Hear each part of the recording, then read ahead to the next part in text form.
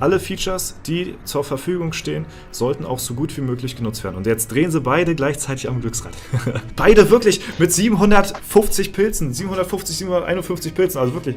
Geht man nochmal in die Dungeons, macht man jetzt ein paar Abenteuerlustquests noch, macht man noch, keine Ahnung, Arena-Angriffe für die XP, wie es jetzt zum Beispiel Mozon macht, ja. Es sind beide auf Stufe 19, das wird wirklich ein Kopf-an-Kopf-Rennen. 2 Minuten 49, 48, Jungs, zieht durch. So, Davalon jetzt mit Stufe 20, Mozon auch jetzt Stufe 20, Alter!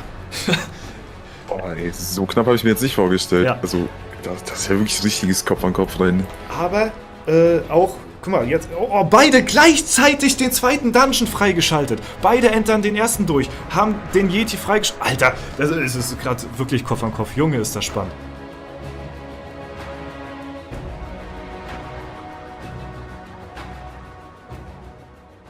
Moin Moin, hallo und herzlich willkommen zu einem neuen Video hier auf meinem Kanal. Heute gibt es hier eine Runde Shakes and Fidget.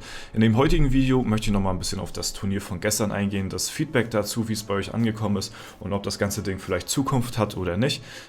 Auf jeden Fall ist das Potenzial definitiv dafür da. Ansonsten werde ich morgen noch ein Video zum Battlemage machen. Das wollte ich ja das Wochenende auch mir anschauen, wie jetzt der Kampfmagier auf dem Beta-Server aussieht mit seinen neuen Fähigkeiten, beziehungsweise mit seinem Komet jetzt anstatt seinem Feuerball. Da bin ich auch schon sehr gespannt drauf, freue mich da auch schon auf das Video. Und ja, heute wird es aber erstmal nochmal um das Turnier von gestern gehen. Wer es verpasst haben sollte, das VOD ist natürlich wie immer live bei mir auf YouTube. Einfach in den Reiter Live gehen und dann kommt ihr da auf die ganzen Livestreams denn. Und ja, an sich hat man es ja auch schon im kleinen Vorab-Teaser schon gesehen. Es war auf jeden Fall ziemlich spannend gewesen. Ich hatte selbst nicht gedacht, dass das Ganze ja für mich als ja doch auch Zuschauer, sowohl Zuschauer als auch Kommentator, so extrem spannend wurde und das Ganze wirklich so auf Augenhöhe war. Ne? Und anhand des Feedbacks habe ich auch gemerkt, dass größtenteils von euch das auch sehr spannend fanden und sehr anschaulich und halt ja an den Abend unterhalten worden, gut unterhalten worden sind, so, ne? Das große Dorn im Auge, sag ich mal so, ist jetzt nicht unbedingt die Rahmenbedingungen, wie was stattgefunden hat, so, weil daran lässt sich von unserer Seite aus natürlich viel dran schrauben, so. Zum Beispiel sowas wie Feedback, dass eventuell die Zeit ein bisschen erhöht wird von einer halben auf eine Dreiviertelstunde. Das ist eine Sache, okay, die kann man definitiv beim nächsten Mal besser machen. Da kann man ja, weil die halbe Stunde wirklich sehr schnell vorbei waren und beide Kontrahenten immer noch sehr viele Pilze hatten, so was weiß ich, so 700, 800 Pilze, die konnten gar nicht die 50 € in einer halben Stunde ausgeben. Das auf eine Dreiviertelstunde zu erhöhen, ist, denke ich mal, eine Sache, die ist auf jeden Fall okay. Man hatte auch drüber nachgedacht, eventuell mit den Pilzen ein bisschen runterzugehen, aber ich finde, dann sollte man lieber ein bisschen die Zeit hochschrauben und ich denke mal, das ist dann auch in Ordnung, beziehungsweise haben die Leute ein bisschen mehr Zeit, sich Sachen zu überlegen, so, ne? Dann ja, wie ihr vielleicht schon wisst, das gestern verfolgt habt, es kam natürlich zu ziemlich krassen Performance-Problemen. So. Und das ist eine Sache, die ich halt im Vorhinein ja so nicht bedacht hatte, beziehungsweise auch gar nicht davon großartig gewusst habe. Ja, also ich hatte davon das erste Mal gestern auch gehört, dass es sowas in der Art und Weise gibt. Also keine Ahnung, ich spiele das Spiel schon Ewigkeiten, aber mit solchen internen Sachen, da kenne ich mich auch nicht aus. Ich habe halt immer gedacht, so gleicher Server, gleiche Performance. Wir spielen beide auf W58, dann haben die auch die beiden Voraussetzungen auf W58.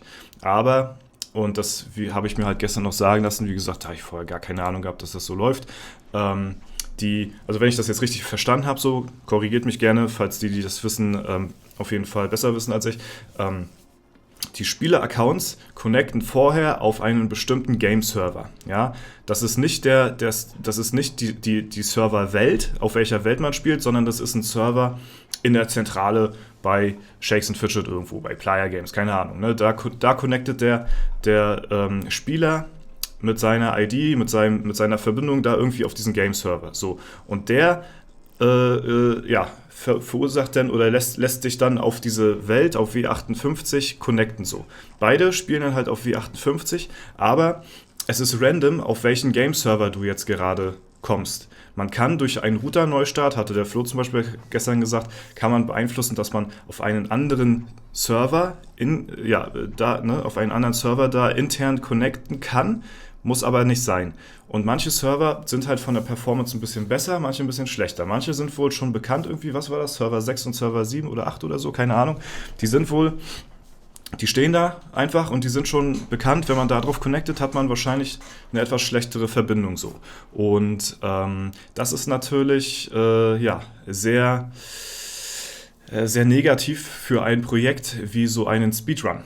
Wenn man das Ganze so gestalten würde, dass man sagt, ey yo, ihr habt jetzt beide, sagen wir mal 50 Euro, die müsst ihr so effizient ausgeben, wie ihr wollt oder wie ihr könnt, ne? Könnt euch aber dabei halt eben, ne, bis die Pilze weg sind, halt eben Zeit lassen so. Das ist halt aber irgendwie nicht mehr die Intention des Speedrun-Turniers und da fehlt halt auch irgendwo dieser Druck, unter dem die Kontrahenten da stehen. So, das soll irgendwo auch noch zeitlich begrenzt sein, das Ganze. Also das würde aber quasi zum Beispiel diesen Ausgleich dieser Lags würde es quasi beheben. So, ne?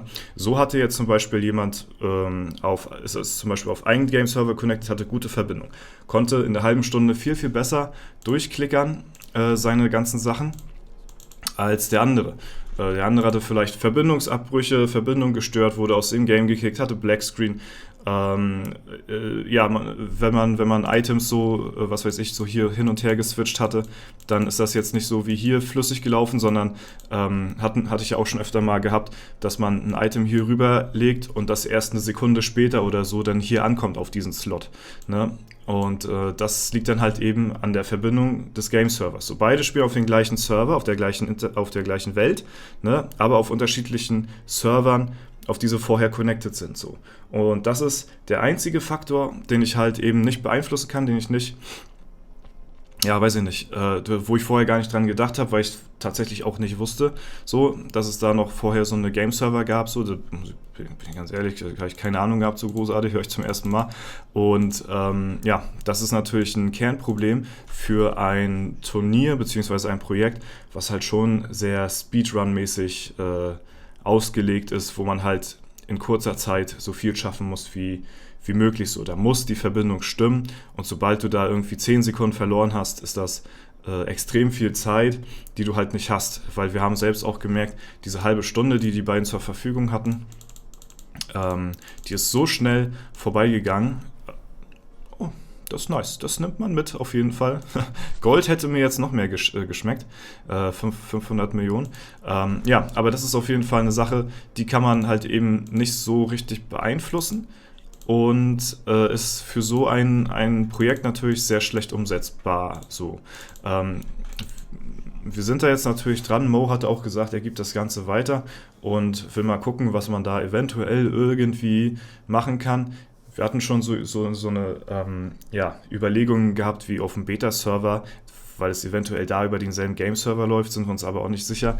Ist auch irgendwo ein Stück weit Halbwissen. Ne? Keine Ahnung. Aber man guckt auf jeden Fall, was man machen kann. Wenn das Ganze jetzt nicht irgendwie einigermaßen klappen sollte oder da es irgendeine Lösung gibt, die man erwägen kann, so seitens Playa, dann muss ich leider sagen, ist dieses Projekt so cool, wie es auch ist und das Konzept auch geil ist und das Feedback auch wirklich, abgesehen von diesem Performance-Problem, wirklich extrem spannend zum Zuschauen war und sehr unterhaltsam war, muss ich leider sagen, kann man sowas leider nicht unter fairen Bedingungen halt wirklich weiterführen. So. Es ist extrem schade, weil die Battles untereinander, jetzt von der Leistung der jeweiligen jetzt wirklich abgesehen, wenn sowas wirklich auf Augenhöhe ist, ne, wie schon im Trailer vorhin kurz gesehen, dass halt die Leute gleichzeitig Stufe 20 freischalten, dann finden die zufällig noch in der ersten oder zweiten Quest gleichzeitig den Schlüssel, schalten gleichzeitig den zweiten Dungeon frei und das alles 3 Minuten vor Ende und entern da gleichzeitig irgendwie die Dungeon-Gegner durch und das passiert alles in Real-Time auf gleicher Augenhöhe, auf einem Bildschirm mit 2 Ansichten. Das Prinzip, das Konzept ist super nice. So, und ja, deswegen es ist halt schade, dass uns sowas halt eben so ein bisschen Steine in den Weg legt. So. Generell werden uns oder wird mir oder weiß ich nicht, vielleicht auch anderen, die versuchen irgendwie Projekte ins Leben zu rufen, halt gewisse Steine in den Weg gelegt durch ja, dieses Spiel halt an sich, ne? Oder die Server im Hintergrund oder ne, es ist verdammt schwer, Projekte auf gleicher Augenhöhe, beziehungsweise dass sie wirklich fair gebalanced sind, stattfinden zu lassen, ohne dass da ein zu großer Random-Faktor drin ist. Ne? Und ja, trotzdem, ja, auch nach diesem, ich sag mal, es war erfolgreich, aber trotzdem irgendwo ein kleiner Rückschlag, weil das Projekt hängt jetzt halt eben dadurch in der Schwebe so. Das steht und fällt halt eben mit der Performance dieser Game-Server. Und man kann, wenn man Leute hier antreten lässt mit Echtgeld, die um ihr echtes Geld kämpfen, ja, da nochmal vielen lieben Dank an die beiden Zuschauer, an Andy und an Zange. Grüße gehen raus, dass sie da sich bereit erklärt haben, hier ihre 50 Euro einzusetzen und zu sagen, ey yo, entweder verliere ich die, das tut mir nicht weh, aber ich habe dafür meinen Spaß gehabt oder ich kann halt verdoppeln so, ne? Ja, deswegen vielen lieben Dank da an euch beide auch und natürlich auch an Mo und Davalon für das supergeiles Showmatch, auch wenn es da auch schon zu klein Problem kam und natürlich auch an Piccolo, der mir auch hier zur Seite stand gestern Abend. Ja, ist das natürlich ziemlich ärgerlich. Ansonsten, euer Feedback habe ich mir schon so ein bisschen zu Herzen genommen, beziehungsweise haben wir auch selber ja, ein bisschen überlegt, wie man es machen kann. Bezüglich auch, wenn wir die beiden Kontrahenten gegeneinander sehen, dass die uns nicht hören. Das war beim zweiten Match so gewesen. Da hatte ich natürlich im Vorfeld schon dran gedacht, dass es wack ist, wenn die uns hören. Aber ich wusste nicht, wie man es genau umsetzt, weil dann muss man eventuelle Channel verlassen und in den Channeln sind halt die Bildschirmübertragungen und so von Discord. Das ist gar nicht so einfach, alles unter einen Hut zu kriegen. Beim nächsten Mal kann man es wirklich machen mit Discord Bild übertragen und man nutzt Teamspeak für Voice. So, und kann da halt Channel hoppen und so, wie man möchte. Das ist halt auf jeden Fall eine Option, das kann man auch beim nächsten Mal besser machen. Wie gesagt, wie so eine Kleinsache, das kann man alles anpassen, aber es fällt und steht halt eben mit der Performance der Game-Server. Das wollte ich nur nochmal sagen. Ansonsten muss ich echt sagen, hat mir das Turnier gestern auch sehr viel Spaß gemacht zum Zuschauen. Und hat halt eben, finde ich, Potenzial für mehr. So, ne, es kam gestern auch zum Beispiel der Vorschlag, wen wollt ihr als nächstes sehen? So, ne, da hatte, glaube ich, Flo gesagt, Neutral gegen Zombie, was ja auch Shakes and Fidget Content Creator sind halt, aber eben in ihren eigenen Sprachen, ich glaube Polnisch und ich weiß gar nicht, Ungarisch oder so, ich bin mir jetzt gar nicht sicher. Ja, aber auch, oder Polnisch, Tschechisch und Ungarisch, das sind auch Communities, die haben eine extrem krasse Reichweite und eine extrem hohe Spielerschaft. So, ne? Das darf man nicht unterschätzen. Die stehen uns in nichts nach. Und deswegen, wenn man da halt so ein internationales Turnier irgendwie veranstalten kann, das wäre alles gar kein Problem. So, das wäre alles wirklich, das kann man wirklich organisieren. Das ist kein Problem so, ne? Irgendwann findet man schon die Zeit, dass man alle unter einen Hut bekommt, ne? Aber es steht und fällt halt eben mit dieser Performance-Sache. So, ne? Ja.